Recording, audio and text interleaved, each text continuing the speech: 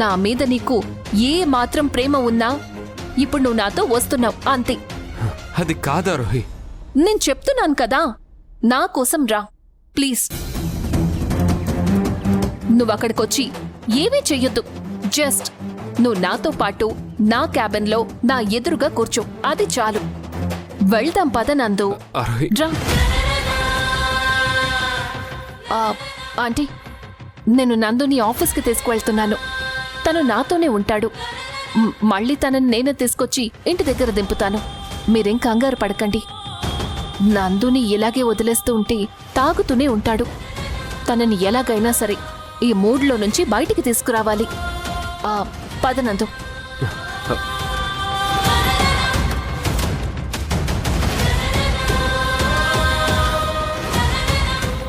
చెప్పేనా, ఎప్పటికైనా ఈ ఇంటిని బాగు చేయగలిగేది ఆరోహ్యే.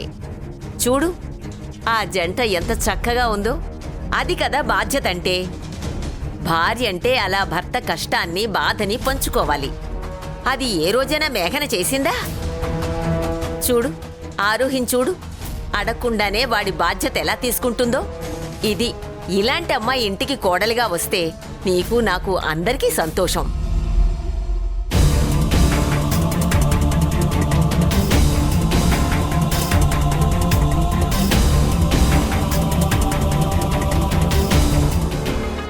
మీరు మనస్ఫూర్తిగా ఆ వెంకటేశ్వర స్వామిని మొక్కుకోండి.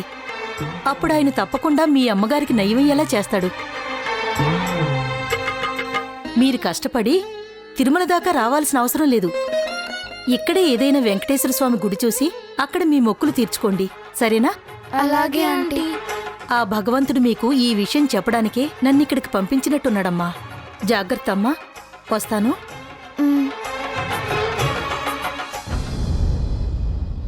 తమ్ముడు, మనం కూడా అమ్మకి బాగవ్వాలని ఆ దేవుడికి మొక్కుకుందామా?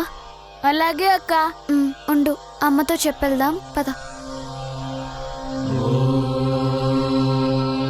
అమ్మా, అమ్మా, నేను తమ్ముడు కలిసి అలా గుడికి వెళ్ళి నీకు ఆరోగ్యం బాగవ్వాలని దేవుణ్ణి మొక్కుకొని వస్తాము. నువ్వు జాగ్రత్త అమ్మా, ఎక్కడికి వెళ్ళకు, ఇక్కడే ఉండు. మేం దేవుడికి మొక్కుకుంటే నీకు ఖచ్చితంగా నయం అవుతుందమ్మా. అవునమ్మా, నీకు ఆల్రెడీ మందులు వేశాం, ఇంకా నీకు తగ్గలేదు. అందుకే మేం వెళ్ళి దేవుడికి మొక్కుకుంటాం. దేవుడికి మొక్కుకుంటే ఖచ్చితంగా నీకు బాగవుతుందమ్మా. ఆంటీ కూడా చెప్పింది. మేం వెళ్ళొస్తాము.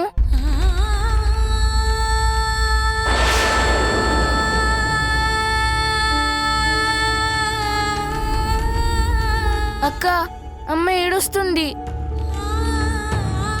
అమ్మా, నువ్వేం బాధపడకమ్మా, మేమెక్కడికి వెళ్ళం. మళ్ళీ ఇంటికి వచ్చేస్తాం కదా, నువ్వేం భయపడకు. నీకు జ్వరం కూడా తగ్గిపోతుంది. మేం దేవుడికి దండం పెట్టుకొని వచ్చేస్తాం, సరేనా? నువ్వు జాగ్రత్తగా ఇంట్లోనే ఉండు, ఏడవకమ్మా. రా తమ్ముడు.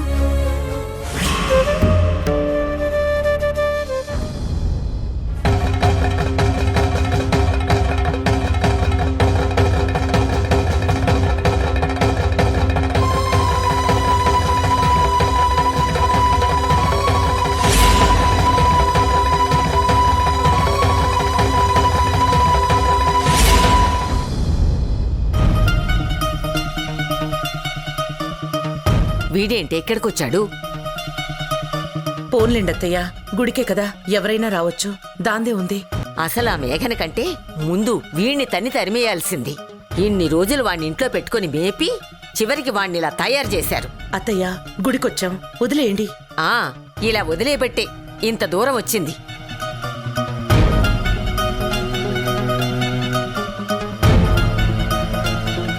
वसिष्ठ गोत्रोद्भवस्य मेघना नामधेयस्य नित्या नामधेयस्य आदित्या नामधेयस्य अस्य यजमानस्य सह कुटुंबानां क्षेमस्थैर्य धैर्य वीर्य आरोग्य ऐश्वर्य.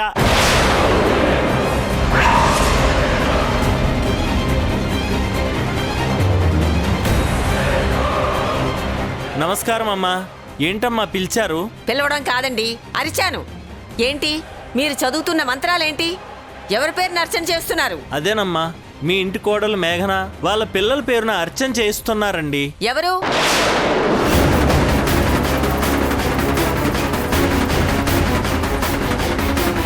అవి మా ఇంటి గోత్రనామాలు. మా గోత్రాలు వాళ్ళ పేరున చదువుతారేంటి? మాకు వాళ్ళకి ఏ సంబంధం లేదు. ఆ అమ్మాయిని మా వాడు వదిలేశాడు.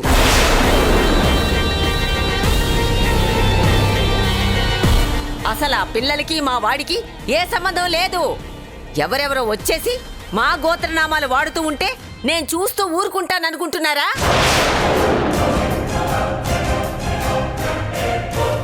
అంతగా పూజ చెయ్యాలనుకుంటే వాళ్ళ గోత్రనామాలేంటో తెలుసుకొని ఆ పేరున పూజ జరిపించండి.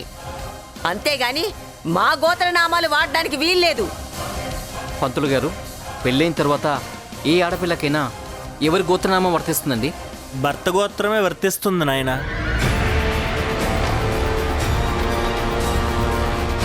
ఏదో కోపాలు వచ్చి గొడవలు పడి ఇంట్లోంచి బయటకు వచ్చినంత మాత్రాన గోత్రనామాలు మారిపోతాయండి? ఏరా, ఏంటి మా మీద నువ్వు కూడా తిరుగుబాటు చేస్తున్నావా? నీకంతగా ఆవిడ పేరున పిల్లల పేరున పూజలు చేయించుకోవాలి అనుకుంటే దానికి ఈ గుడి ఎందుకురా? వెళ్ళి బయట చాలా గుళ్ళున్నాయి, అక్కడ చేయించుకో. అంతేగాని ఇక్కడ చేయించడానికి వీల్లేదు. పంతులు గారు, ఈ పూజ ఆపేయండి. అమ్మా, అమ్మవారి ముందు అలాంటి మాటలు మాట్లాడకూడదమ్మా. దేవుడు అందరికీ ఒక్కటే. పేదవాళ్ళనైనా పెద్దవాళ్ళనైనా భగవంతుడు అందరినీ ఒకే చూపుతో చూస్తాడమ్మా. ఈ పగలు, ద్వేషాలు, కోపాలు, తాపాలు ఇవన్నీ మనుషులకే తప్ప భగవంతుడికి వర్తించవు. కాబట్టి ఈ పూజ జరగకూడదు అని మీరన్నం తప్పమ్మా. చూడండి పంతులు గారు, మీరు ఏది తప్పో ఏది ఒప్పో మీరు నాకు చెప్తున్నారా? ఈ గుడి మాది. ఈ గుడి కట్టించింది మా పెద్దలు. ఈ గుడికి మేము ధర్మకర్తలం. ఇక్కడ ఏం జరగాలన్నా మా ఇష్ట ప్రకారమే జరగాలి. కాదు మీ ఇష్ట ప్రకారమే జరిపిస్తాను అంటే మీరే ఆలోచించుకోండి.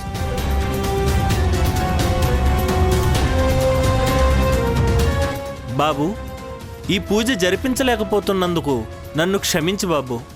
మీరు వెళ్ళండి.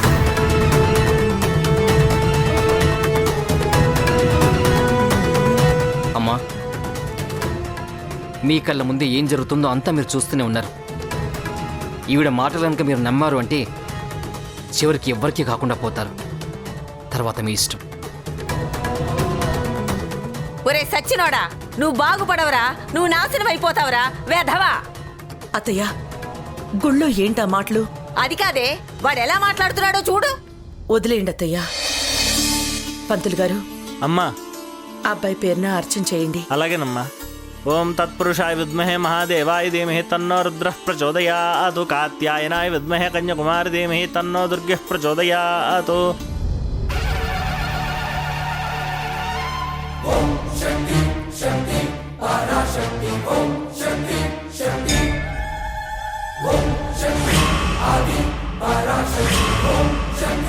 శక్తి